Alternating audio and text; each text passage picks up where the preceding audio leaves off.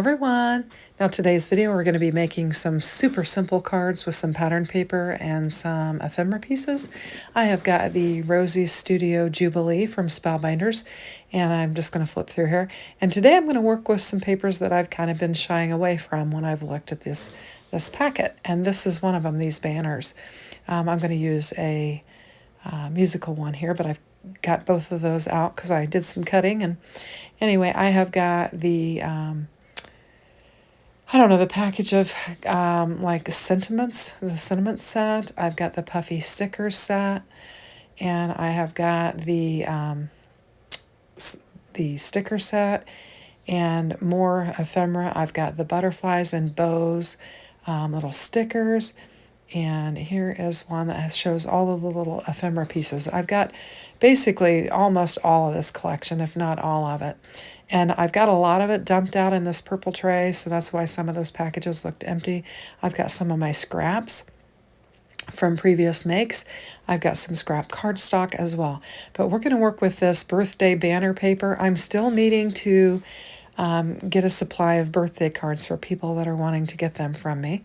So I'm going to make a couple of birthday cards on this video. We're going to cut this panel down, and this is going to be for our first card. I'm actually cutting it down to 4 by 5 1/4.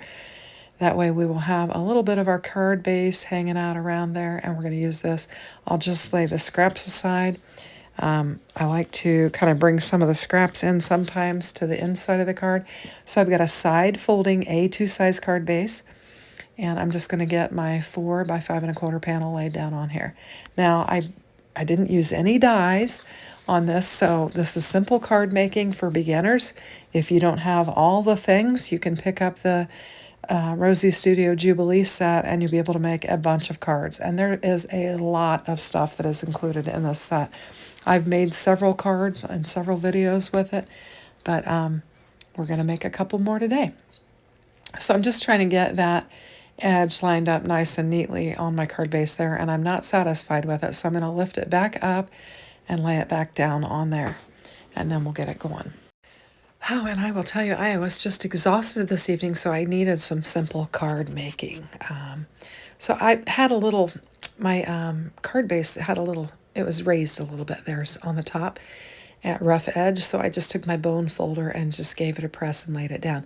Now this panel was just laying, I must have cut it away from something, I'm not sure what, and it was laying with this stuff, and I thought, I'm going to use this. I love using scraps that are just laying around. This is 3 by 4 1/4 is what this is. And this rainbow piece of pattern paper was a scrap that was cut off of another card that was laying there. And I thought I'd just pair them together, and we're going to make the landing zone for our focal point for this card. And we're going to pop this up and give it just a little bit of dimension and add some interest. And if you don't have foam to pop it up, you can always layer pieces of cardstock behind it and layer it up. And you don't have to have expensive foam tape. This here is foam tape from the Hobby Lobby, and you can get it on sale at times. And so I've got some wide strips like this, some medium ones, and some narrow ones that I picked up there. So I'm just going to get my panel laid down. I'm going to use my glass mat. I'm lining it up to try and help me center this panel on here, and we'll get it laid down.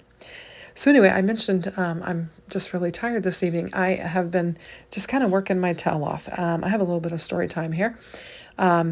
So you guys know that I've been home for 4.5 years working or taking care of my grandkids. I retired early to do that. And when they decided to go off to preschool, I thought I needed something to keep myself busy. And so I decided to actually kind of go back to work.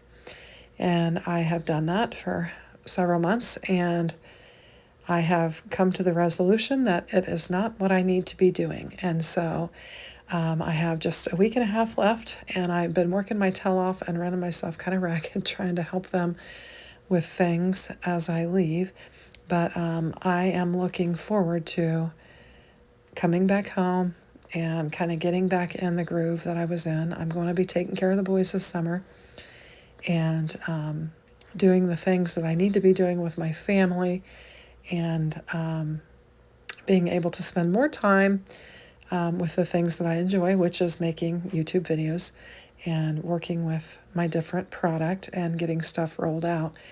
And so I've been kind of quiet about going back to work. And I guess maybe because I had an uneasiness that it really wasn't the right thing for me. And so I wasn't very vocal about it. But now that I can see the light at the end of the tunnel, I guess I'm just sharing a little bit with my community.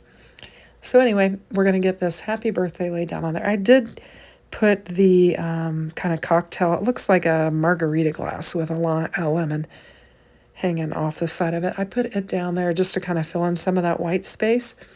And then we've got our happy birthday. And this is a new sentiment from Spellbinders. And I think it's called the Essentially Yours Sentiments is what it's called. I'll link everything in the description box below. But I am using the happy birthday one from the Essentially Yours. There are actually 8 of them in the set if you want to pick them up. And they make great shadow sentiments. And I am taking the Spellbinders gold floss here and creating a bow. I don't have one of those little wooden tools that you wrap them around, so I just wrap them around my fingers and make the bows just like you would if you had that tool and then struggle to get them off of there. So I've got a nice bow that has several layers, and I'm just going to put a little dab of glue on here and get it pressed down on my card base, and we'll add a little gold bow to that open area where there's a whole bunch of white space there. I'm going to try and get it positioned, trying to get my tweezers in there to pinch it and hold it while it's drying. And I'll leave it on there for just a minute and give it a little press. And then we are going to work on the inside of the card. I have been trying to do the insides of the card. So I've got this bow. I think it's getting stuck enough that it's not going to fall off. And I'm looking at it, and I think the strings are too long, so we're going to trim them off. I think they're going to catch on fire with my candles. That's essentially what they're going to do. Anyway, and then we're going to bring in some elements to put on the inside of our card. And so for this one, I've got Hip Hip Hooray. I think Happy Birthday, Hip Hip Hooray go together. And it's got the same kind of pink color and the gold hip hip on there. And I think, it kind of brings some more of that gold in on this card. And we're just going to lay this down on the top inside of our card. And then I also have a strip of that banner paper that I cut off the bottom of the panel. And I'm just going to bring it in and lay it down on the inside bottom of the card. And now we'll have the inside of this card decorated. And I think it looks lovely. So we'll just get this lined up on there and just give it a little press. So anyway, I'm looking forward to getting back into a more normal rhythm and not feeling so pressed. Because you guys know, if you watch my channel at all, I do generally a video every day. And so I basically was working all day and then all night. And then on my weekends, trying to do my work at the church. So very, very busy. Certainly more busy than one person needs to be. And so I just made the decision that I needed to take care of my family, and that's what I'm going to do.